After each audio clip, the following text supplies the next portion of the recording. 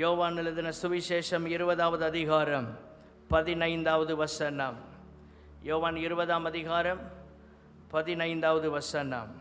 சேர்ந்து எல்லாரும் வாசிக்க போகிறோம். இயேசு அவளை பார்த்து, ஸ்திரீயே, ஏன் அழுகிறாய்? யாரை தேடுகிறாய் என்றார்.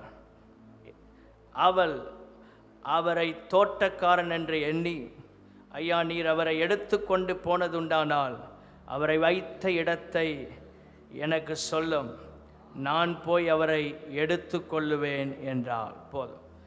இயேசு அவளை பார்த்து, ஸ்திரீயே, ஏன் அழுகிறாய்? எல்லாரும் சொல்லுங்க, ஸ்திரீயே. இதுதான் இன்றைக்கு செய்தியின் தலைப்பு. ஏன் அழுகிறாய்? ஆண்டவர் அன்று மகதலேனா மரியாளை பார்த்து சொன்ன வார்த்தை, ஏன் அழுகிறாய் என்று ஆண்டவர் கேட்கிறார். உயிர்த்தெழுந்த இயேசு அழுது கொண்டிருக்கிற அந்த மகதலேனா மரியாளை பார்த்து ஏன் அழுகிறாய் என்கிற வார்த்தையை ஆண்டவர் சொல்லுகிறார். ஸ்தோத்திரம். தேவனுடைய பிள்ளைகளே, இன்றைக்கு முழு உலகத்திலும் இயேசு உயிர்த்தெழுந்த நாளை அவர்கள் அனுசரித்து கொண்டாடி கொண்டிருக்கிறார்கள். உலகத்தின் பெரும்பான்மையான நாடுகளில் ஞாயிற்றுக்கிழமை விடுமுறை. ஏனென்றால் இயேசு உயிர்த்தெழுந்த நாள். ஆமென். அது கர்த்தருடைய நாள். சில இஸ்லாமிய நாடுகளில் தான் வெள்ளிக்கிழமை விடுமுறை. நம்முடைய தேசத்தை ஆங்கிலேயர்கள் ஆட்சி செய்தபடியினால் அந்த சண்டே விடுமுறை அப்படி தொடர்ச்சியாக வந்து கொண்டே இருக்கிறது. ஆகவே நாம் இன்றைக்கு கர்த்தரை சுதந்திரமாக விடுதலையோடு ஆராதிப்பதற்கு ஆண்டவர் நமக்கு உதவி செய்திருக்கிறார். இயேசு உயிர்த்தெழுந்த நாளிலே நாம் இயேசுவை ஆராதிப்பது மிகப்பெரிய ஆசீர்வாதம். வெளிப்படுத்தின விசேஷம் 1ஆம் அதிகாரம் 18ஆம் வசனம், மரித்தேன், ஆனாலும் இதோ சதா காலங்களிலும் உயிரோடு இருக்கிறேன். எல்லாரும் சொல்லுங்க, சதா காலங்களிலும். அங்க சொல்லப்பட்டிருக்கு, ஆமென், நான் மரணத்திற்கும் பாதாளத்துக்கும் உரிய திறவுகோல்களை உடையவராய் இருக்கிறேன். எல்லாரும் சொல்லுங்க, மரணம், பாதாளம், திறவுகோலை இயேசு சொல்லுகிறார். மரித்தது உண்மை, அடக்கம் பண்ணப்பட்டது உண்மை, ஆனால் 3ஆம் நாள் உயிர்த்தெழுந்ததும் உண்மை. ஆகவே இந்த கால நேரத்தில் நாம் இயேசுவை எப்படி ஆராதிக்க வேண்டும் என்றால், அவரை மரித்த ஒரு தெய்வமாய் அல்ல, உயிர்த்தெழுந்த இயேசுவாக நாம் கர்த்தரை ஆராதிக்க கர்த்தர் நமக்கு கிருபைகளை தருவாராக. ஹல்லேலூயா. அவருடைய உயிர்த்தெழுதல் எதை குறிக்கிறது? அவர் தேவன் என்பதை குறிக்கிறது. அவருடைய உயிர்த்தெழுதல் எதை குறிக்கிறது? ஒரு நாள் மரித்த பரிசுத்தவான்களும் அவருடைய வருகையிலே மறுபடி உயிர்த்தெழுவார்கள் என்பதை அது குறிக்கிறது. கைகளை உயர்த்தி அல்லேலூயா சொல்லலாமா? ஆமென். ஆண்டவர் சொல்லுகிறார். ஸ்தோத்திரம். வெளிப்படுத்தல் 20:6 முதலாம் உயிர்த்தெழுதலுக்கு பங்குள்ளவன் பாக்கியவானும் பரிசுத்தவானுமாயிருக்கிறான். இவர்கள் மேல் 2ஆம் மரணத்திற்கு அதிகாரம் இல்லை என்று சொல்லப்பட்டிருக்கிறது. ஸ்தோத்திரம். தேவனுடைய பிள்ளைகளே, மரித்த பரிசுத்தவான்கள் மறுபடியும் உயிர்த்தெழுந்து மறுரூபமடைந்து நாம் ஒரு நாள் இயேசுவை மகிமையில் சந்திக்க போகிறோம். ஆமென். ஹல்லேலூயா. அவரே உயிர்த்தெழுதலும் ஜீவனுமாயிருக்கிறார். இந்த இயேசுவே உயிர்த்தெழுதலும் ஜீவனுமாயிருக்கிறார். ஸ்தோத்திரம். இன்றைக்கு உயிர்த்தெழுதல் ஞாயிறு, ரெசரக்ஷன் சண்டே என்று சொல்லப்படுகிறது. ஈஸ்டர் என்கிற வார்த்தையும் பெரும்பான்மையாக நம்ம பயன்படுத்துகிற வழக்கத்தில் இருக்கிறது.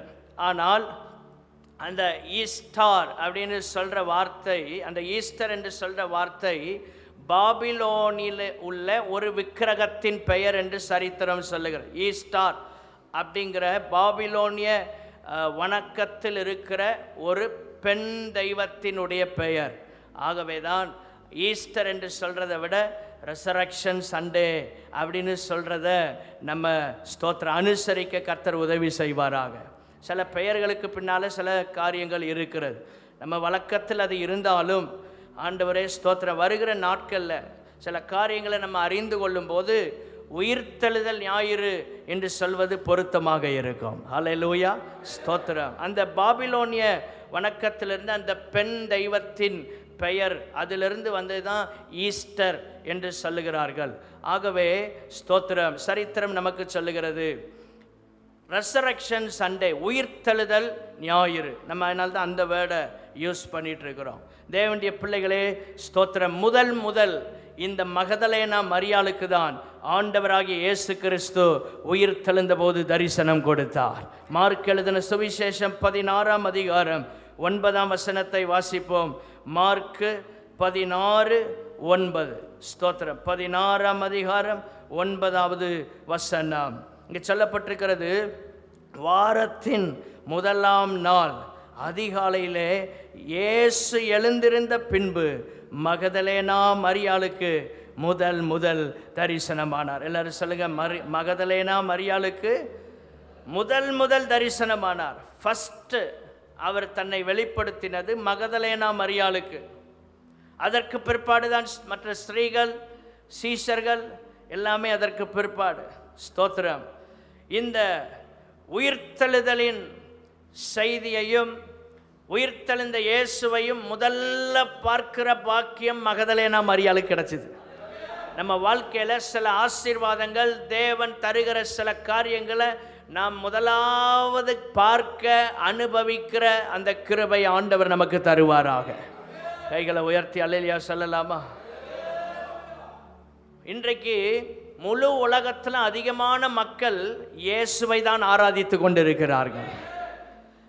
முழு உலகத்தையும் நாம் கணக்கிடும் போது இயேசுவை தான் ஒரு பெருங்கூட்டம் ஆராதித்து கொண்டிருக்கிறது. ஆண்டவரே, ஒரு செலப்ரேஷன் மோடில் அல்ல, பண்டிகை கொண்டாடுகிற நிலையில் அல்ல.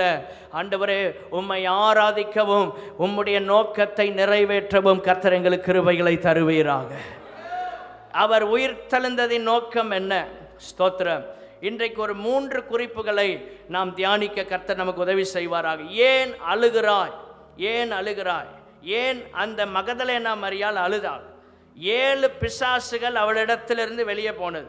லூக்கா 8ஆம் அதிகாரம் 2ஆம் வசனத்திற்கு வரும்போது இங்கே சொல்லப்பட்டிருக்கிறது, 7 பிசாசு பிடிச்சிருக்கு. ஒரு பிசாசு இருந்தாலே என்ன பாடுபடுத்தும் யோசித்து பாருங்க. 7 பிசாசு ஒரு அம்மாக்குள்ளே இருந்திருக்கு. அப்போ எவ்வளவு கஷ்டம்! இந்த அம்மாவை சமாளிக்கிறதுக்கு பெரிய பாடுதான். ஸ்தோத்திரம். லூக்கா 8:2 வாசித்து பாருங்க. அங்கே சொல்லப்பட்டிருக்கு, அவர் பொல்லாத ஆவிகளையும் வியாதிகளையும் நீக்கி குணமாக்கின சில ஸ்திரீகளும் 7 பிசாசுகள் நீங்கின மகதலேனால் என்னப்பட்ட மரியாளும். மேக்டலின், மகதலேனா மரியாள். 7 பிசாசு உள்ள இருந்திருக்கு. எவ்வளோ பேருக்கு பிரச்சனையாக இருந்திருக்கும் யோசித்து பாருங்க. ஒரு பிசாசை சமாளிக்கவே முடியாது. 7 பிசாசை அந்த அம்மா மெயின்டைன் பண்ணியிருக்கு உள்ள உட்காந்து. ஸ்தோத்திரம்.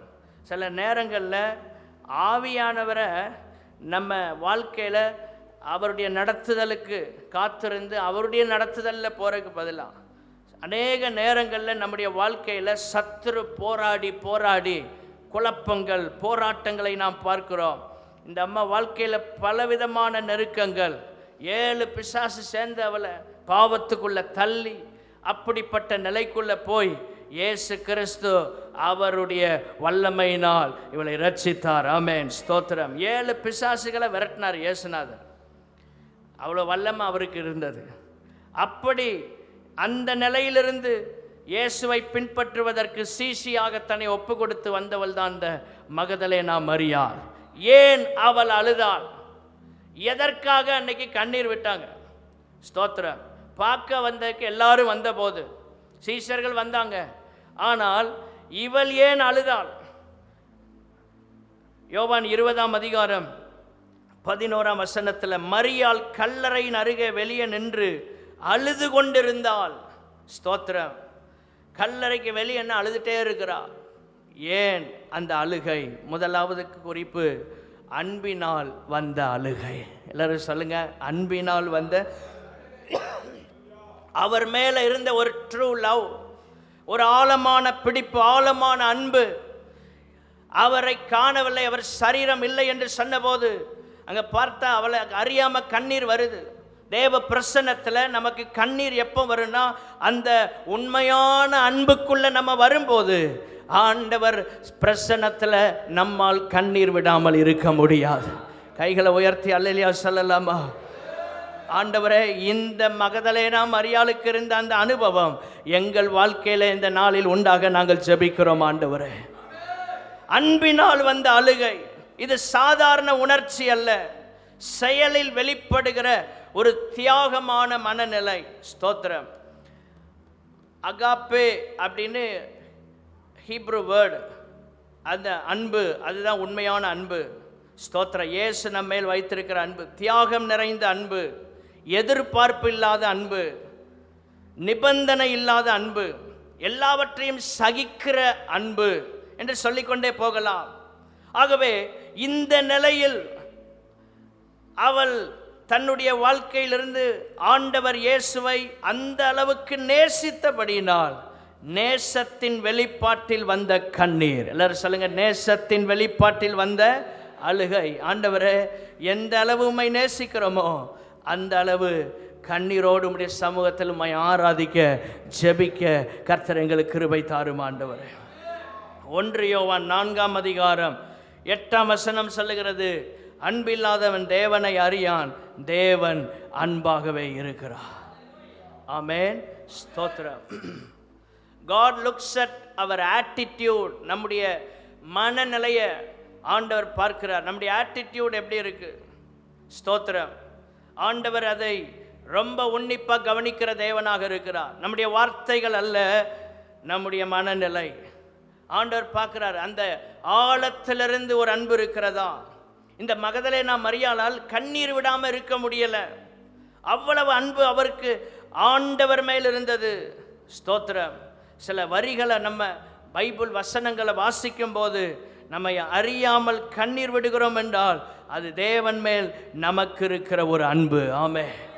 சில பாடல்களை பாடும்போது நம்மை அறியாமல் கண்ணீர் வருகிறது என்றால் தேவன் மேல் நமக்கு இருக்கிற ஒரு அன்பின் வெளிப்பாடு தான் அது. நம்முடைய மனப்பான்மை, அதை ஆண்டவர் எதிர்பார்க்கிற தேவனாக இருக்கிறார். ஸ்தோத்திரம். இந்த ஆண்டவர் எவ்வளவு அன்பு நம்மேல் வைத்திருக்கிறார். ஆண்டவரே, உம்மை நாங்களும் அந்த அளவு நேசிக்க கர்த்தர் எங்களுக்கு கிருபை தருவீராக. இந்த காலை நேரத்தில் கைகளை உயர்த்தி ஒரு தீர்மானம் எடுப்போம். ஆண்டவரே, எங்கள் வாழ்க்கையில் ஏதோ காரியத்துக்காக அழக்கூடாது. உங்கள் அன்பினால் நிறைந்து அழுது ஜெபம் பண்ண ஆராதிக்க, உங்கள் வார்த்தையை கேட்கும்போது உங்கள் அன்பினால் நிரப்பப்பட்டு அழ கர்த்தர் எங்களுக்கு கிருபை செய்வீராக. ஆமென். அந்த அந்த கண்ணீருக்கு ஒரு வேல்யூ இருக்கு. மத்தேயு 22ஆம் அதிகாரம் 37 39 வரை குறித்து கொள்ளுங்கள். அங்கே சொல்லப்பட்டிருக்கு, உன் தேவனாகிய கர்த்தரிடத்தில் முழு இருதயத்தோடும் முழு ஆத்மாவோடும் முழு மனதோடும் அன்பு கூறுவாயாக. இது முதலாம் பிரதான கற்பனை என்று பைபிள் சொல்கிறது. இதற்கு ஒப்பாய் இருக்கிற 2ஆம் கற்பனை என்னவென்றால், உன்னிடத்தில் நீ அன்பு கூறுவது போல பிறனிடத்திலும் அன்பு கூறுவாயாக என்பது. ஆண்டவர் அவர் மேல் ஒரு ஆழமான நிலையில் நேசிக்க கர்த்தர் நம்மிடத்தில் விரும்புகிறார். ஆண்டவரே, மேலோட்டமான நிலையில் அல்ல ராஜா. ஆண்டவரே, ஸ்தோத்திரம். சூழ்நிலைகளை பொறுத்து அல்ல. தேவனுடைய பிள்ளைகள் எப்பொழுதும் சூழ்நிலைகளால் இயக்கப்படுகிறவர்கள் அல்ல. சூழ்நிலைகள் பாதகமாக இருந்தாலும் உம்மை நேசிக்க கர்த்தர் எங்களுக்கு கிருபை தருவீராக. கைகளை உயர்த்தி அல்லேலூயா சொல்லலாமா? ஆண்டவர் நம்மிடத்தில் அதை தான் எதிர்பார்க்கிறார். இந்த அன்பு செயல் வடிவம் பெற வேண்டும். எல்லாரும் சொல்லுங்க, அன்பு செயல் வடிவம் பெற வேண்டும். 1 யோவான் 3ஆம் அதிகாரம் 18வது வசனம். 1 யோவான் 3:18. என் பிள்ளைகளே, வசனத்தினாலும் நாவினாலும் அல்ல, கிரியையினாலும் உண்மையினாலும் அன்பு கூற கடவோம். எல்லாரும் சொல்லுங்க, கிரியையினாலும் உண்மையினாலும். ஸ்தோத்திரம். அன்பு ஆக்ஷன்ல, கிரியையில வெளிப்படணும். உண்மையில அது வெளிப்பட வேண்டும். ஸ்தோத்திரம்.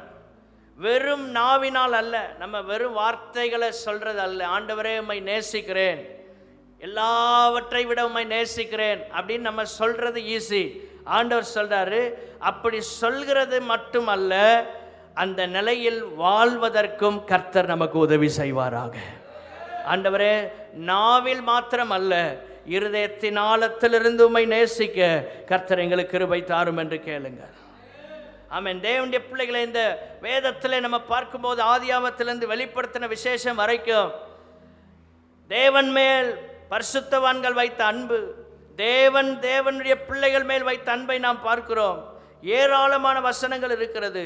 ரூத் 1:16 வாசிக்கும் போது இந்த அன்பு எப்படிப்பட்ட நிலையில் வெளிப்படுத்தப்பட்டது, செயல் வடிவம் பெற்றதென்றால் இந்த அன்பு எப்படி வெளிப்படுத்தப்பட்டது? சாக்ரிஃபிஷியல் லவ், தியாகம் உள்ள அன்பு. அது ரூத்தின் வாழ்க்கையில நம்ம பார்க்கிறோம். ஸ்தோத்திரம். சாதாரணமான அன்பு அல்ல, தியாகம் செய்கிற அன்பு. கைகளை உயர்த்தி அல்லேலூயா சொல்லலாமா? தியாகம் செய்கிற அன்பு. இந்த அன்புக்கு இந்த உலகத்தில் ஈடு இணை எதுவுமே இல்லை. ஆமேன் சொல்லுங்க. இந்த உலகத்தில் இந்த அன்புக்கு என்ன இல்லை? ஈடு இணை எதுவுமே இல்லை. உம்முடைய தேவன் என்னுடைய தேவன், உம்முடைய ஜனம் என்னுடைய ஜனம் அப்படின்னு சொன்னவளுக்கு ஆண்டவர் கொடுத்த ஆசீர்வாதத்தை பாருங்க. அவருடைய பிறப்பின் வம்ச அட்டவணையில் அவளுடைய பெயர் இடம் பெறத்தக்கதாக கர்த்தர் அந்த ரூத்தை ஆசீர்வதித்தார். கைகளை உயர்த்தி அல்லேலூயா சொல்லலாமா? சாக்ரிஃபிஷியல் லவ், எல்லாத்தையும் விட்டுட்டு வர்றான். அந்த அன்பு இருந்தபோது ஆண்டவர் அவளை ஆசீர்வதித்து மேன்மைப்படுத்துகிறார். இந்த உலகத்தில் இயேசுவின் மேலே அன்பு வச்சு யாருமே தரித்திரராக போனது கிடையாது. இயேசுவை உங்கள் வாழ்க்கையில் அதிகமாக நேசிக்க ஆரம்பிங்க. இந்த உயிர் தழுதல் ஞாயிறு என்ற ஆண்டவரே, என் வாழ்க்கையில் உம்மை அதிகமாய் நேசிக்க கர்த்தர் எங்களுக்கு கிருபை தாரும் ஆண்டவரே. 1 சாமுவேல் 18 முதல் வசனத்தில் இந்த அன்பை குறித்து நான் பார்க்கும்போது நம்மை பாதிக்கிற அளவு நேசிப்பது. ஆண்டவர் அப்படி நேசிக்கணும். யோனத்தானும் தாவீதும் அப்படி இருந்தாங்க. அவங்கள பாதிக்கிற அளவில் யோனத்தான் தாவீதை நேசிக்கிறான். அதனால் என்ன பாதிப்பு வந்துச்சு? தகப்பனார் சவுல் இவனை கடிந்து கொள்றார்.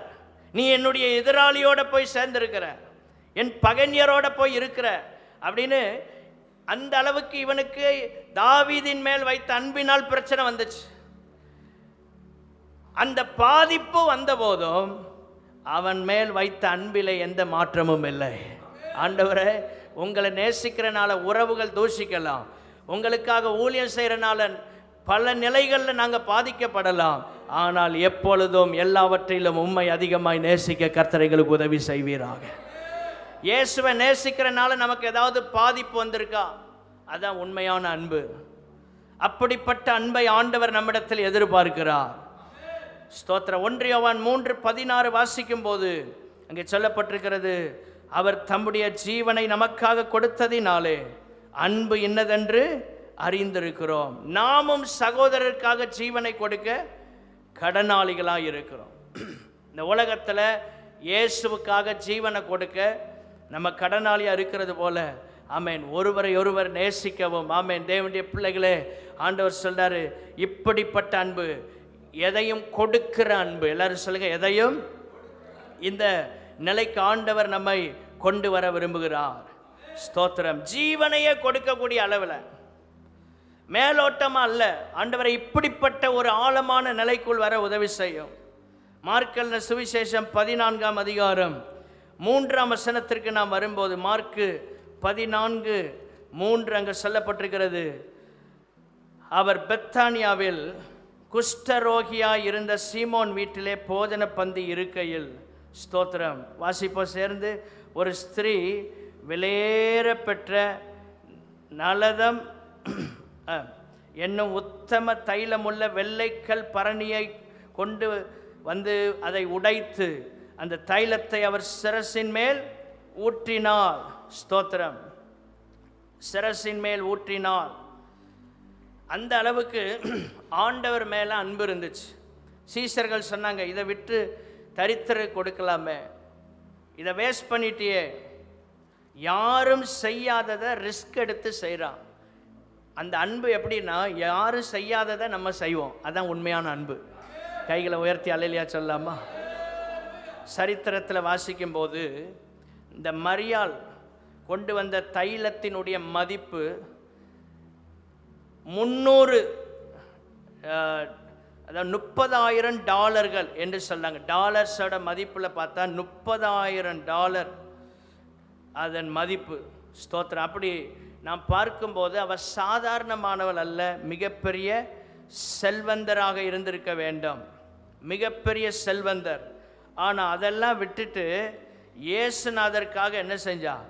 எல்லாத்தையும் தியாகம் பண்ணுறான். 300 டினாரியஸ், அது $30,000 அப்படி கணக்குக்கு வருது. 300 டினாரியஸ்னால் $30,000. இன்றைய மதிப்புப்படி, இந்திய மதிப்புப்படி, இன்றைய மதிப்புப்படி ஸ்தோத்திரம் 27,78,531 ரூபாய். இன்றைய மதிப்பு 27,78,531 ரூபா இன்றைய மதிப்புப்படி. அந்த அளவு காஸ்ட்லியானதை, ரொம்ப ப்ரெஷியஸ் ஆனதை, தனக்காக உயிரையே கொடுக்கிற அந்த இயேசுவுக்காக தன்னிடத்தில் இருந்ததை அர்ப்பணித்தால், யாரும் செய்யாததை ரிஸ்க் எடுத்து செய்கிறா. கைகளை உயர்த்தி சொல்லுங்க, நாங்கள் செய்கிற ஊழியங்கள் யாரும் செய்யாததை ரிஸ்க் எடுத்து செய்கிற கிருபையை தாங்க. அதான் ஆழமான அன்பு. கைகளை உயர்த்தி அல்லேலூயா சொல்லலாமா? எல்லாரும் செய்கிறதில்ல நாங்களும் ஒன்றை செஞ்சுட்டு போகிறோம், அப்படி இல்லை. யாரும் செய்யாததை இவள் செய்தால் முதல் இவளுக்கு தான் இயேசு தரிசனமானார். அவர் மேலே நம்ம ஆழமான அன்பு வச்சிட்டோன்னுங்கிறத அவர் கன்ஃபார்ம் பண்ணிட்டார்னா நமக்காக என்னன்னாலும் செய்வார் நம்ம ஆண்டவர். ஆமென். அன்பு வச்சா போதும், எல்லாம் நமக்காக செய்வார். அந்த அன்பு உண்மையான அன்பாக, பரிசுத்தமான அன்பாக, ஆண்டவருடைய பிரசன்னத்தில் நாம் அவர் மேல் வைக்கிற அன்பு. அப்போஸ்தலனாகிய பவுல் அவன் அவர் மேல் வைத்த அன்பின் நிமித்தமாக எல்லாவற்றையும் நஷ்டம் என்று குப்பையுமாக விட்டான். அவர் மேல் அந்த அளவுக்கு அன்பு இருக்கனால வாழ்க்கையில் வந்த போராட்டங்கள் கிறிஸ்துவின் அன்பை விட்டு அவனை பிரிக்க முடியவில்லை. ரோமர் 8:36-39 வரைக்கும் குறித்து கொள்ளுங்கள். அந்த கிறிஸ்துவின் மேல் உள்ள அன்பை விட்டு இந்த அப்போஸ்தலனாகிய பவுலை பிரிக்க முடியவில்லை. அப்படிப்பட்ட ஒரு அன்பு இந்த இயேசுவின் மேல் அவனுக்கு இருந்தது. நம்முடைய வாழ்க்கையிலும் ஆண்டவர் நம்மிடத்தில் எதிர்பார்க்கிறது, ஆண்டவரே உண்மையில் ஆழமான அன்பை வைக்க கர்த்தர் எங்களுக்கு உதவி செய்வீராக. அந்த அன்புள்ள பவுலை கர்த்தர் உலகத்துக்கு ஆசீர்வாதமாக பயன்படுத்தினார். யோவான் 21 வரும்போது 15 பாருங்க. யோனாவின் குமாரனாகிய சீமோனே, இவர்களிலும் அதிகமாய் நீ என்னிடத்தில் அன்பாய் இருக்கிறாயா? இந்த காலை நேரத்தில் ஆண்டவர் நம்மிடத்தில் வேற ஒன்றையும் கேட்கல, நம்முடைய அன்பை எதிர்பார்த்து வந்திருக்கிறார். இந்த சர்ச்சில் நம்ம பல நிலைகளில் பல அன்பை எதிர்பார்த்து இருக்கிற காலங்களில் ஆண்டவர் நம்முடைய அன்புக்காக இந்த இடத்துல வந்து காத்திருக்கிறார். ஆண்டவரே, நான் உம்மை நேசிக்க என்னை ஒப்பு கொடுக்கிறேன். ஆண்டவர் அதை விரும்புகிறார். அன்பாய் இருக்கிறாயான்னு கேட்டுட்டு ஆமாண்டவரேன்னு சொன்னபோது உம்மை நேசிக்கிறேன் என்பதை நீர் அறிவீர்னு சொல்கிறான். ஆண்டவர் சிலர் என் ஆட்டுக்குட்டிகளை மேய்ப்பாயாக, ஊழியத்தை பொறுப்பு அவர் கையில் கொடுக்கிறார். ஆண்டவரே, எங்கள் வாழ்க்கையில் ஊழியங்களை செய்கிறதுக்கு முன்னால் உங்கள் அன்பினால் நிரப்பப்பட கர்த்தர் எனக்கு உதவி செய்வீராக. கைகளை உயர்த்தி அல்லேலூயா சொல்லலாமா? இந்த அன்பு இவ்வளவு காரியங்கள் இருந்தாலும் இந்த அன்பிலே நாம் பார்க்க வேண்டிய இன்னொன்று நினைவு கூறுகிற அனுபவம். ரிமெம்பரன்ஸ், நினைவு கூறுகிற ஒரு அனுபவம் நம்முடைய வாழ்க்கையில் அது இருக்க வேண்டும். கர்த்தர் நம்முடைய வாழ்க்கையில் எவ்வளவோ நன்மைகளை செய்து கொண்டிருக்கிறார். ஆண்டவரே, உங்கள் மேலே உண்மையான அன்பு இருக்கும் என்றால் நீர் செய்த நன்மைகளுக்கு நான் எப்பொழுதும் ஒரு கிராட்டிடியூட் ஹார்ட், அந்த நன்றியுள்ள இருதயம் எங்கள் வாழ்க்கையில் இருக்க கர்த்தர் உதவி செய்யும். எல்லாரும் சத்தம் ஒரு அல்லேலூயா சொல்லலாமா? லூக்கா 22:19 பாருங்க. என்னை நினைவு கூறும்படி இதை செய்யுங்கள். கர்த்தருடைய பந்தி அனுசரிக்கப்படுகிறதின் ஒரு நோக்கம் அவரை நினைவு கூறுவதற்காக. இன்றைக்கு கர்த்தருடைய பந்தியில் நாம் பங்கெடுக்க போகிறோம். எதற்காக இந்த பந்தி? நம்மை ஆராய்ந்து பார்ப்பதற்காக, அவரை நினைவு கூறுவதற்காக. ஹல்லேலூயா. ஆண்டவரே, ஆராய்ந்து பார்த்து சுத்திகரிக்கவும் நினைவு கூர்ந்து நன்றி செலுத்தவும் கர்த்தர் எங்களுக்கு உதவி செய்யும். எல்லாரும் சொல்லுங்க, ஆராய்ந்து பார்த்து சுத்திகரிக்கவும் நினைவு கூர்ந்து நன்றி செலுத்தவும் கர்த்தர் எங்களுக்கு உதவி செய்யும். ஆராய்ந்து பார்க்க பார்க்க சுத்திகரிக்கப்படுவோம். நினைவு கூற நன்றி செலுத்த ஆரம்பிப்போம்.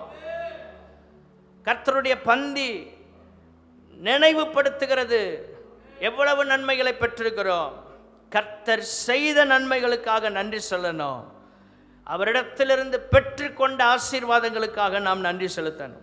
103 சங்கீதம் 2 கடைசி பகுதி என்ன சொல்கிறது? ஆமென், ஸ்தோத்திரம். அவர் செய்த சகல உபகாரங்களையும், எல்லாரும் சொல்லுங்க, அவர் செய்த சகல உபகாரங்களையும் மறவாதே. அப்படிதான் முடியுது. ஆண்டவர் நம்மிடத்தில் அதைத்தான் எதிர்பார்க்கிறார். ஸ்தோத்திரம். ஆண்டவரே, நீர் செய்த எல்லாவற்றையும் மறவாமல் நன்றி செலுத்த எங்களுக்கு கர்த்தர் உதவி செய்வீராக. யூத கலாச்சாரத்தில் பெண்கள் செமெட்ரிக்கு, அதாவது கல்லறை தோட்டத்திற்கு வரக்கூடாது.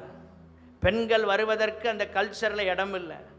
ஆனால் இந்த மகதலேனா மரியாளும் மற்ற ஸ்திரீகளும் கூட தங்களுடைய பாரம்பரியம் அதை அனுமதிக்காவிட்டாலும் ஆண்டவர் மேல் உள்ள அன்பினால் இருட்டோடு எழுந்து தடைகளை பொருட்படுத்தாமல், அவர்களுக்கு இருந்த தடையை பெரிதிப்படுத்தி பார்க்காமல், எங்களுக்கு இருக்கிற ஆண்டவரே சூழ்நிலைகள் பாதகமாக இருந்தாலும் நாங்கள் அந்த இயேசுவை பார்க்க வேண்டும் என்று சொல்லி அவர்கள் அதிகாலையில் ஆயத்தம் பண்ணின கந்த வர்க்கங்களோடு வந்தார்கள். கைகளை உயர்த்தி அல்லேலூயா சொல்லலாமா?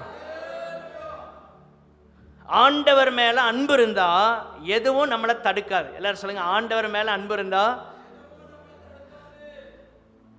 என்னால் முடியலை, டைம் இல்லை, வேலை, அப்படி இப்படி எதை சொன்னாலும் அவர் மேலே அந்த அன்பு வந்துட்டுனா, எப்படி இவர்கள் பாரம்பரியத்தை உடைத்து தடைகளை பார்க்காமல் இருட்டோடே எழுந்தவர்கள் வந்தார்களோ, அதை போல ஆண்டவரே, எவ்வளவு தடைகள் சூழ்நிலைகள் பாதகமாக இருந்தாலும் உம்மை ஆராதிப்பதற்கும் உமக்கு ஊழியம் செய்வதற்கும் நாங்கள் தடைகளை உடைத்து எங்களால் வர முடியும். ஆண்டவரே, கைகளை உயர்த்தி அல்லேலூயா சொல்லலாமா? தடையை பார்த்துட்டு இருந்தால் கடைசி வரை தடையை பார்த்துட்டே இருக்க வேண்டியதுதான். ஆண்டவருக்காக ஏதாவது செய்யணும்னு நினச்சி முன்னால் வரும்போது ஆண்டவரை தடைகளை பார்க்காமல் முன்னால் இருக்கிற உம்மை பார்க்க எங்களுக்கு கர்த்தர் கிருபை தாரும் ஆண்டவரே. ரெண்டாவதாக, ஏன் அழுகிறாய் என்று சொல்லுகிற வார்த்தையிலிருந்து ரெண்டாவது காரியம், அக்கறையினால் அவள் அழுதாள். ஆண்டவராகிய இயேசு கிறிஸ்துவின் மேல் அவளுக்கு ஒரு அக்கறை இருந்தது. அவருடைய சரீரம் வைக்கப்பட்டிருக்கு, நம்ம போய் நல்ல பர்ஃப்யூம்லாம் கொண்டு போகணும் அப்படின்னு ஆயத்தப்படுத்தி எல்லாத்தையும் தயார் நிலையில் கொண்டு வர்றா. அக்கறை, கன்சர்ன். இன்னைக்கு ஆண்டவருடைய ராஜ்யத்தின் மேல் நமக்கு ஒரு அக்கறை இருக்க வேண்டும். கைகளை உயர்த்தி அல்லேலூயா சொல்லலாமா? அந்த சரீரத்தை பார்க்கறக்கே அவ்வளோ அக்கறையாக போனாங்கன்னா, ஆண்டவராகிய இயேசுவை பார்க்க வர்றோம் தேவ சமூகத்துக்கு, ஆண்டவரை எவ்வளவு ஆயத்தத்தோடு நாங்கள் வர வேண்டும். ஆண்டவரே, ஹல்லேலூயா, ஸ்தோத்திரம். ஆண்டவர் நம்மை விசாரிக்கிறவர், நம்மேல் அவருக்கு அக்கறை இருக்கிறது. 1 பேதுரு 5 இருக்கு. விசாரிக்கிறவர் ஆனபடியால் கவலைகளை எல்லாம் அவர் மேல் வைத்து விடுங்கள். அவர் நம்மளை விசாரிக்கிற தகப்பன். நம்முடைய கவலை அவர் மேல வைக்கலாம். நம்ம மேல் அவருக்கு அக்கறை இருக்கிறது. ஆண்டவரே, உங்க ராஜ்யத்தின் மேல் எங்களுக்கு அக்கறை இருக்க கர்த்தர் உதவி செய்வீராக.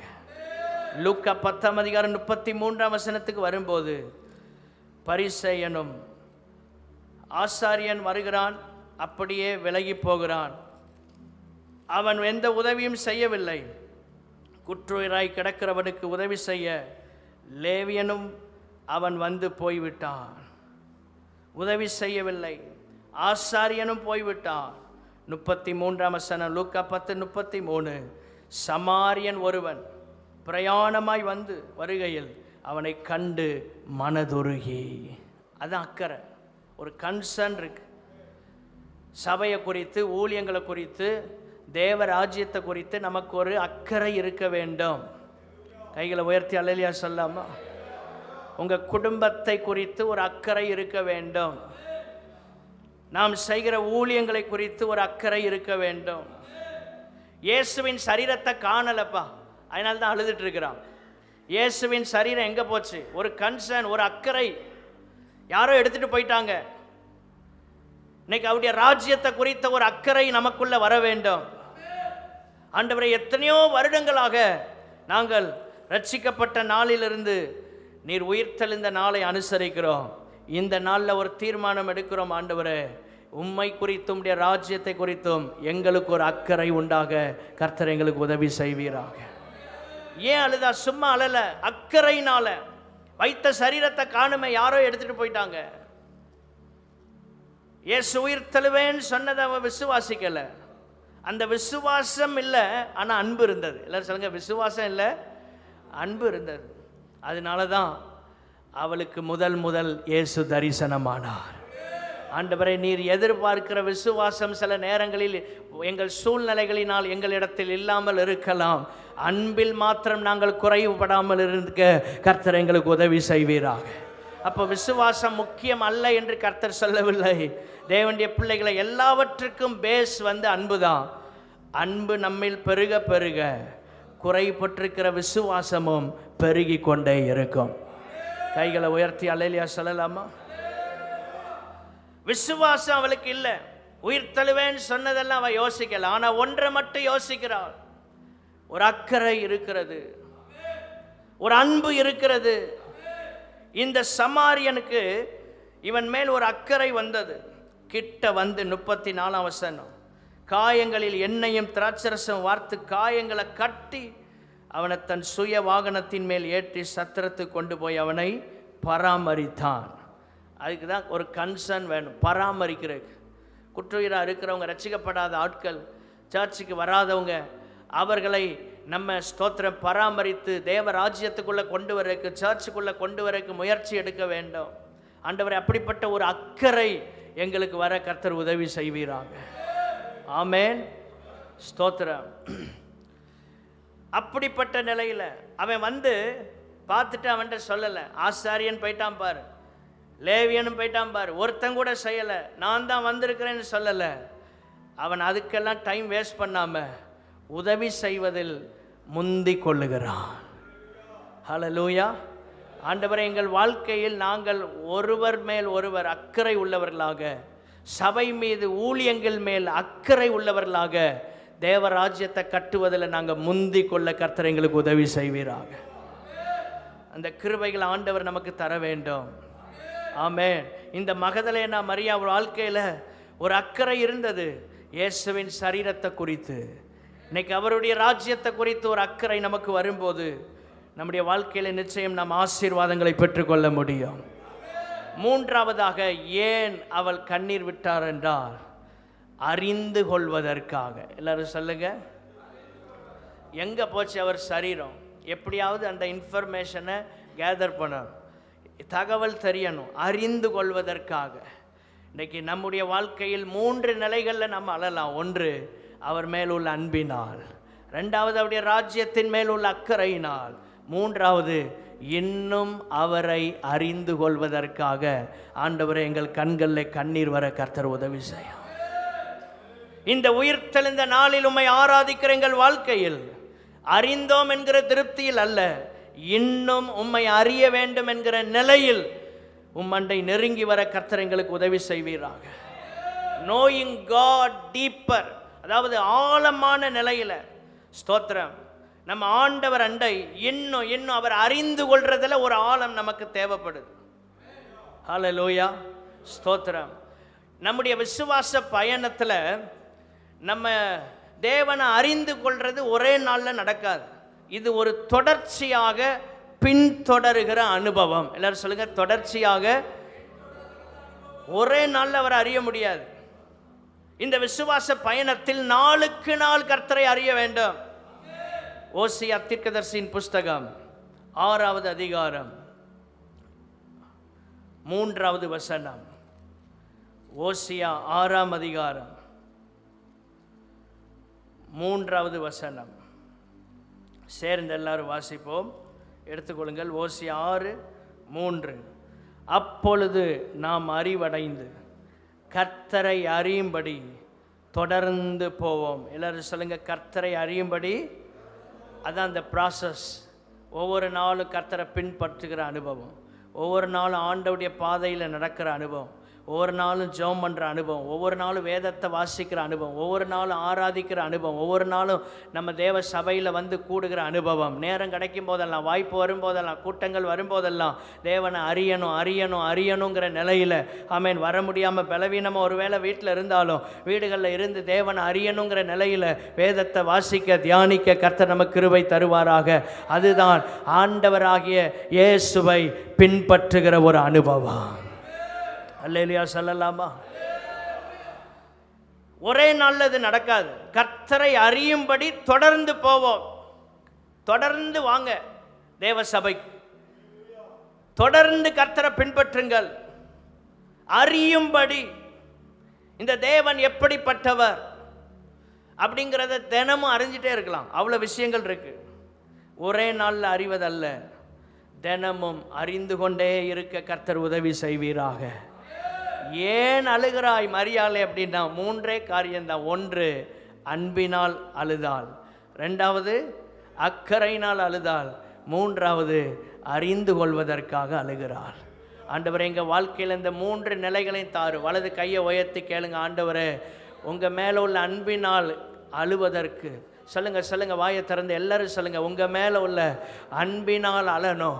உங்கள் மேலே, ராஜ்யத்தின் மேலே, சபை மேலே இருக்கிற ஒரு அக்கறை, கன்சர்னால கண்ணீர் விடணும். ஆண்டவரே, 3வது உம்மை இன்னும் அறிந்து கொள்ள வேண்டும் என்கிற நிலையில் நாங்கள் அழுது ஜெபிக்க கர்த்தர் உதவி செய்வீராக.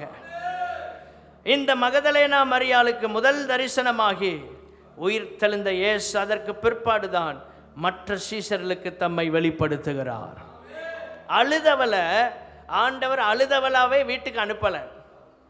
சர்ச்சுக்கு வரும்போது அழுதுட்டு வரலாம், போகும்போது ஒருத்தர் கூட அழக்கூடாது. அல்லேலூயா சொல்லுங்க. போகும்போது அழுறீங்கன்னா ஆண்டவர் உங்களை தொடலைன்னு அர்த்தம். ஆண்டவருடைய பிரசன்னத்தில் நீங்கள் தொடப்படலை. சர்ச்சை விட்டு போகும்போது நல்ல சிரித்த முகத்தோடு போகணும். அல்லேலூயா சொல்லலாமா? வரும்போது கொஞ்சம் தூக்க கலக்கத்தில் வந்தாலும், உள்ளே கொஞ்சம் தூக்க கலக்கத்தில் இருந்தாலும், அந்த ஆமேன்னு போட்டோன்னு விழிப்பாகவும் பாருங்க, அந்த ஒரு விழிப்போடு நல்ல ஸ்தோத்திரத்தோடு வீடுகளுக்கு சந்தோஷமாக செல்லணும். கைகளை உயர்த்தி அல்லேலூயா சொல்லலாமா? சில நேரங்களில் நம்ம தேவ சமூகத்துக்கு வரும்போது நீங்கள் நினைக்கலாம், இவங்க நம்மளை மாதிரி ஜெபம் பண்ணுறது இல்லையே, அமைதியாக இருக்கிறாங்களே, நம்ம எவ்வளோ ஜெபம் பண்ணுறோம், ஆவியில் நிரம்புகிறோம், நான் ஒன்றுமே இல்லாமல் இந்த ஆள் உட்கார்ந்துருக்கேன் அப்படி நினைக்காதீங்க. சில ஆட்கள் உள்ளே வந்து இருக்கிறதே பெரிய ஆசீர்வாதம். அல்லேலூயா சொல்லலாமா? அவங்க நாளடைவில் ஆராதிக்க ஆரம்பிப்பாங்க. ஸ்தோத்திரம். நம்ம இவ்வளோ பக்கத்தில் இருந்து ஆராதிக்கிறோம், பக்கத்தில் தூங்குறாங்களே, ஜெபம் பண்ணிகிட்டே இருங்க, அந்த ஆளும் ஆராதிக்க ஆரம்பிக்கும். கைகளை உயர்த்தி அல்லேலூயா சொல்லலாமா? எல்லாம் ஒரே நேரத்தில் நடக்காது. நாளுக்கு நாள் தேவனண்டை நெருங்கி வர ஆமென் கர்த்தர் அந்த கிருபைகளை கொடுத்து கொண்டே இருப்பார். கைகளை உயர்த்தி அல்லேலூயா சொல்லலாமா? பக்கத்தில் இருக்கிறவங்களை உற்சாகப்படுத்தி ஆண்டவரை நம்ம சேவிக்கும் போது நிச்சயம் கர்த்தர் நம்முடைய வாழ்க்கை அழுகையை களிப்பாய் மாற்றுகிற தேவன். யோவான் 20:18 பாருங்க. மகதலேனா மரியாள் போய் தான் கர்த்தரை கண்டதையும் அவர் தன்னுடனே சொன்னவைகளையும் சீஷருக்கு அறிவித்தாள். அழுதவளை அறிவிக்கிறவரா மாற்றினார். எல்லாரும் சொல்லுங்க, அழுதவளை அறிவிக்கிறவளா மாற்றினார். அவர் தான் கர்த்தராகிய இயேசு கிறிஸ்து. அழுது கொண்டிருக்கிற உங்க வாழ்க்கையை அறிவிக்கிறவங்களா மாற்றுவார். யாருக்கு அறிவிக்கிற பாக்கியம்? சீஷர்களுக்கு. கைகளை உயர்த்தி அல்லேலூயா சொல்லாம. பேதுரு, யாக்கோபு, யோவான் 3 வருஷம் இயேசுவோடு நடந்தவங்களுக்கே இவ தான் போய் அறிவிக்கிறான். அந்த பாக்கியத்தை கர்த்தர் மகதலேனா மரியாளுக்கு கொடுக்கிறார். ஆமென். சீஷர்கள், லீடர்ஸ்க்கு, ஊழியம் செய்கிறவங்களுக்கு அறிவிக்கிற அளவுக்கு கர்த்தர் அவள் வாழ்க்கையில் அவளை எடுத்து பயன்படுத்தினார். ஆண்டவரே, அன்பும் அக்கறையும் அறிந்து கொள்ளுகிற கிருபையும் எங்கள் வாழ்க்கையில் இருக்கும் என்றால் எங்களை நீர் அநேகருக்கு ஆசீர்வாதமாய் பயன்படுத்த முடியும். ஆண்டவரே, கைகளை உயர்த்தி அல்லேலூயா சொல்லலாமா? தலைவர்களுக்கு பயன்படுத்தக்கூடிய நிலையில் கர்த்தர் அவளை கொண்டு போகிறார். ஆமென். கர்த்தருக்கு ஸ்தோத்திரம் உண்டாவதாக. கண்டதையும் எதை அறிவித்தாள்? அவள் தகவலை சொல்லலை, ஒரு இன்ஃபர்மேஷனை சொல்றதுக்கு போகலை. எல்லாரும் சொல்லுங்க, கண்டதையும். எல்லாரும் சொல்லுங்க, அவர் சொன்னதையும். ஆமென். ரெண்டு விஷயம், கண்டது, சொன்னது. அதுதான் டெஸ்டிமோனி, சாட்சி. ஆண்டவரே, எங்கள் வாழ்க்கையில் நாங்கள் உம்மிடத்தில் கண்டவைகளையும் நீர் எங்களுக்கு சொன்னவைகளையும் சொல்வதற்கு கர்த்தர் எங்களுக்கு உதவி செய்வீராக. இயேசு உயிர் தெழுந்தாருங்கிற தகவலை சொல்றவங்களா அல்ல, எங்கள் வாழ்க்கையில நாங்கள் உம்மை எப்படி கண்டோமோ, எங்களிடத்தில் நீர் என்ன சொன்னீரோ அதை அறிவிக்கிற ஒரு நபராய் கர்த்தர் எங்களை இந்த நாட்களில் பயன்படுத்துவீராக. விசுவாசிக்கிறவங்க நல்ல கையை உயர்த்தி அல்லேலூயா சொல்லலாமா? ஆண்டவரே, இந்த உயிர் தெழுதல் ஞாயிறு என்று அழுகிற நிலையிலிருந்து அறிவிக்கிற நிலைக்கு என்னை கர்த்தர் கொண்டு வரும். ஆண்டவரே, எல்லாரும் கையை உயர்த்தி சொல்லுங்க, ஆண்டவரே, அழுது கொண்டிருக்கிற நிலையிலிருந்து அறிவிக்கிற நிலைக்கு கர்த்தர் எங்களை கொண்டு வருவீராக. அதுதான் தேவன் எதிர்பார்க்கிற ஒரு கிறிஸ்தவ ஜீவியம். ஆமென். அறிவிக்க அனுப்புகிறாள், அவள் போய் சீஷருக்கு அறிவிக்கிறாள். ஆமென், ஸ்தோத்திரம். அதற்கு பிற்பாடுதான் சீஷர்களுக்கு தரிசனமாகி அவர்களை கர்த்தர் அனுப்புறேங்கிறார் தேவராஜ்ய வேலைக்காக. தேவனுடைய பிள்ளைகளே, நம்மை கர்த்தர் அனுப்ப வேண்டும் என்றால் நம்மிடத்தில் ஒன்று இருக்க வேண்டும், அவரை கண்ட அனுபவம் இருக்க வேண்டும், அவர் என்னிடத்தில் பேசின ஒரு அனுபவம் எனக்கு இருக்க வேண்டும். இந்த ரெண்டு முக்கியமான அனுபவத்தை சொல்லி ஜெபம் பண்ண போகிறோம். ஆண்டவரே, உம்மை கண்டு கொண்ட அனுபவமும் உம்மிடத்தில் நீர் எங்களிடத்தில் பேசின அனுபவமும் எங்கள் வாழ்க்கையில் இருக்க கர்த்தர் உதவி செய்வீராக. அதுதான் சாட்சியின் ஜீவியம், அதுதான் சாட்சி. ஒரு தகவலை, இன்ஃபர்மேஷனை சொல்றதுக்கு ஆண்டவர் நம்மளை வைக்கல. அறிவித்தால் என்று சொல்லும்போது அவ காதுல கேட்டதில்லை, அவ கண்ணால கண்டது. நேரடியா ஆண்டவர் இயேசு அவளோடு பேசினது. அதான் எஃபெக்டிவான டெஸ்டிமோனி. அப்போ முதலாவதாக எக்ஸ்பீரியன்ஸ், கண்டது அப்படின்னு சொல்லும்போது எங்கள் வாழ்க்கையின் அனுபவம். ரெண்டாவது அவர் சொன்னது என்று சொல்லும்போது நம்முடைய வாழ்க்கையிலே ஆண்டவர் நம்மை குறித்து பேசின காரியங்கள், நமக்கும் அவருக்கும் இருக்கிற உறவு. நம்ம பேசுகிறோம், அவர் கேட்குறாரு, அவர் பேசுகிறாரு, நம்ம கேட்குறோம். ஒரு ரிலேஷன்ஷிப். ஆண்டவரே, அனுபவமும் எங்கள் வாழ்க்கையில் உம்மோடு உள்ள உறவும் சாட்சியாய் மாறுவதாக.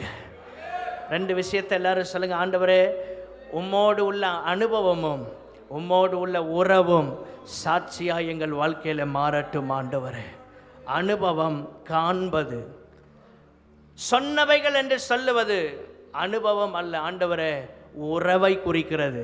அவர் பேச நாம் கேட்க, நாம் பேச அவர் கேட்க, அது உறவு. கண்டது என்று சொல்வது எக்ஸ்பீரியன்ஸ். ஆண்டவரே, எங்கள் வாழ்க்கையில் உம்மை குறித்ததான ஒரு அனுபவம், உம்மோடு இணைந்திருக்கிற அனுபவம், நீர் எங்கள் வாழ்க்கையில் கலந்திருக்கிறீர். ஆண்டவரே, கிறிஸ்தவ வாழ்க்கையின் அனுபவங்களையும் உம்மோடு உள்ள உறவையும் சாட்சியாக சொல்வதற்கு கர்த்தர் எங்களுக்கு உதவி செய்வீராக. அந்த நிலையில் இருந்தால் தான் சாட்சி சொல்ல முடியும். கர்த்தர் எங்களுக்கு கிருபை தாங்க. ஆண்டவரே, ஆண்டவர் நம்மிடத்தில் ஒரு பெரிய வேலையை கொண்டு கொடுத்துட்டு நம்ம செய்ய முடியாத ஒன்று அவர் நம்ம கையில் கொடுத்துட்டு செய்ய சொல்லலை, ஈஸியானதான் சொல்லியிருக்கிறார். தேடி வந்தது மகதலேனா மரியாள். அதனால் முதல் வாய்ப்பு கிடைச்சது. யார் அவரை தேடி தேடி வர்றோமோ நமக்கு ஆண்டவர் ஊழியத்துக்கும் எல்லாத்துக்கும் வாய்ப்புகளை தந்துட்டே இருப்பார். கைகளை உயர்த்தி அல்லேலூயா சொல்லலாமா? சீஷர்கள் 3 வருஷம் இயேசுவோட போய் பேயை விரட்டினவங்க, ஜெபம் பண்ணும்போது இயேசுநாதர் கூடவே இருந்தவங்க, 5 அப்பம் 2 மீனை ஆண்டவர் ஆசீர்வதித்து 5000 புருஷர்களுக்கு போஷித்து 12 கூட ஒவ்வொருத்தனும் தலையில் தூக்கிட்டு வந்தான். இதெல்லாம் அனுபவிச்சவன். ஆனால் கதவை பூட்டிட்டு உள்ளே உட்காந்துருக்கிறான். இன்னைக்கு நிறைய நேரங்களில் ஆண்டவரை நாங்கள் பல காரியங்களை உம்மிடத்திலிருந்து நாங்கள் பெற்றுக்கொண்டிருக்கிறோம், ஆனால் ஏதோ ஒன்று எங்களை தடுத்திருக்கிறது. இந்த நாட்களில் அவைகளிலிருந்து வெளியே வந்து மகதலேனா மரியாளை போல அறிவிக்கிற நிலைக்கு கர்த்தர் எங்களை கொண்டு வருவீராக. எது நம்மை தடுக்கிறது? ஆண்டவருக்காக வேலை செய்யக்கூடாதபடி ஏதோ ஒன்று என்னை தடுக்கிறது. அதை இன்றைக்கு பிரேக் பண்ண, உடைப்பதற்கு கர்த்தர் உதவி செய்வாராக. எது எங்களை தடுக்கிறது ஆண்டவரே? சீஷர்கள் பயந்து போய் இருக்கிறார்கள். அவர்களுக்கு என்ன செய்வதென்று தெரியவில்லை. வீடை கதவை பூட்டி கொண்டு உட்கார்ந்து இருக்கிறாங்க. பேதுரு சொன்னான், நான் மரிக்கவும் ஆயத்தான்னு. கதவு கொண்டிய திறக்க மாட்டேங்கிறான். யார் தட்டினாலும் பயம். ரோம போர் சேவர்கள் வந்துட்டாங்களா, என்ன நடக்க போகுது தெரியலையே, பயந்து போய் உட்கார்ந்து இருக்கிறான். கதவை திறக்க பயம். அப்படிப்பட்ட நிலையில் இருந்தவர்களுக்கும் ஆண்டவராக இயேசு கிறிஸ்து தம்மை வெளிப்படுத்தினார். பயந்து போயிருந்த பேதுரு தான் இன்னும் 2 அதிகாரத்துக்குள்ள 3000 பேருக்கு பிரசங்கிக்கிற கிருபையை ஆண்டவர் கொடுத்தார். ஆண்டவரே, அறிந்து கொள்ளுகிற அனுபவம், அதுக்கு தான் 10 நாள் காத்திருக்க சொன்னார். நீங்கள் அமர்ந்திருந்து நானே தேவன் என்று அறிந்து கொள்ளுங்கள். என் வல்லமை அறிந்து கொள்ளுங்கப்பா, என் பலனை அறிந்து கொள்ளுங்க, நான் தர்ற விடுதலை, நான் தர்ற மேன்மைகளை அறிந்து கொள்ளுங்க. 10 நாள் காத்துருங்க. எருசலேமில் போய் ஆண்டவர் சும்மா சொல்லலை. அப்போஸ்தலர் 1ஆம் அதிகாரம் 8ஆம் வசனத்தில் ஆண்டவர் சொன்னார், பரிசுத்தாய் வரும்போது தான் பலன் உண்டாகும். 5ஆம் வசனத்தில் அப்போஸ்தலர் 1:5 சொல்றார், காத்திருங்கள். ஆண்டவர் சமூகத்தில் போய் காத்திருக்க பலன் கிடைக்கும். ஜெபம் பண்ண பண்ண ஆண்டவர் நம்மளை பலப்படுத்தி கொண்டே இருப்பார். உயிர்த்தெழுந்த இயேசுவை ஆராதிக்கிற நாம் ஒவ்வொருவரும், ஆண்டவரே எங்கள் வாழ்க்கையில் ஏன் அழுகிறாயின்னு என்று கேட்டீங்க. அன்பினால் அழுத மகதலேனா மரியாள். சொல்லுங்க, அக்கறையினால் அழுத மகதலேனா மரியாள். உம்மை அறிந்து கொள்வதற்காக அழுத மகதலேனா மரியாள். ஆண்டவரே, எங்கள் வாழ்க்கையிலும் கர்த்தர் அப்படிப்பட்ட நிலையை தாரும். இந்த நாளிலும் விசேஷமாக ஆண்டவரே, அழுகிற நிலையிலிருந்து அறிவிக்கிற நிலைக்கு கர்த்தர் என்னை கொண்டு வருவீராக. ஆண்டவரே, என்னுடைய பாரம், என்னுடைய பெயின் எவ்வளவு அதிகமாக இருக்கலாம், ஸ்ட்ரெஸ்ஸில் இருக்கலாம், பல காரியங்கள் உங்களை நெருக்கி கொண்டிருக்கலாம். ஆனால் அதை காட்டிலும் ஒரு முக்கியமான ஒன்று இருக்கிறது. அறிவிக்கிற வேலையை கர்த்தர் என்னிடத்தில் கொடுக்க போகிறார். யாருக்கு ஒப்பு கொடுத்தாரு? அழுது அன்பை வெளிப்படுத்தினவளுக்கு, அக்கறையில் அழுதவளுக்கு, அறிந்து கொள்வதற்காக அழுதவளுக்கு அறிவிக்கிற பொறுப்பை கொடுத்தார். ஆண்டவரே, இன்றைக்கு அந்த நிலைக்கு கர்த்தர் எங்களை கொண்டு வருவீராக. கைகளை உயர்த்தி கேளுங்க. ஆண்டவரே, யாருக்காகிலும் ஒருவருக்காகிலும் இயேசுவை குறித்து அறிவிக்க, தினமும் ஒருவருக்காகிலும் அறிவிக்க, ஒவ்வொரு வாரம் ஞாயிற்றுக்கிழமை ஒரு புதிய ஆளை சர்ச்சுக்குள்ளே கொண்டு வர கர்த்தர் உதவி செய்யுங்கப்பா. எல்லாம் வலது கையை உயர்த்தி ஒரு தீர்மானம் எடுங்க. ஆண்டவரே, வாரம் ஒருவருக்காகிலும் சுவிசேஷம் அறிவித்து தேவ சபைக்குள்ளே கொண்டு வர எங்களுக்கு உதவி செய்யும் ஆண்டவரே. ஆமென். கர்த்தர் நம்ம கிருபைகளை தருவாராக. ஆண்டவர் நம்மிடத்தில் வேற ஒன்றை எதிர்பார்க்கவில்லை. அழுதவளை அறிவிக்கிறவளாக மாற்றினார். அவருடைய கடந்த கால வாழ்க்கையில் அவ்வளவு போராட்டத்திலிருந்து வெளியே வந்தார். கடைசி வரை இயேசுவுக்காக வாழ அர்ப்பணித்தார். லூக்கா 8ஆம் அதிகாரத்தில் வரும்போது, ஆஸ்திகளால் ஊழியம் செய்த ஸ்திரீகளில் இவளும் ஒருத்தி. தேவனுடைய பிள்ளைகளை தேவனை ஹானர் பண்ணுறதுல ரொம்ப கவனமாக இருந்தான். மறுபடி மரித்து சீஷர்கள் வரல, கூட இருந்த சீஷர்கள் வர்றதுக்குள்ள அதிகாலையில் எழுந்து வர்றா. பாரம்பரியத்தெல்லாம் உடைச்சா, தடைகளை உடைத்தா. நம்முடைய வாழ்க்கையில் ஆண்டவர் மேலே உள்ள அன்பு இருந்தா, அக்கறை இருந்தா, அறிந்து கொள்கிற அந்த வாஞ்சை இருந்தா, தடைகளை பார்க்க மாட்டோம், எதிராக இருக்கிற சூழ்நிலையை பார்க்க மாட்டோம். இயேசுவை பார்த்து அவருக்காக வருவோம். வந்தா அறிவிக்கிற நபரா கர்த்தர் நிச்சயம் நம்மை மாற்றுவார். கைகளை உயர்த்தி அல்லேலூயா சொல்லலாமா? இருக்கிற இடத்தில் நாம் எல்லாரும் எழுந்து நின்று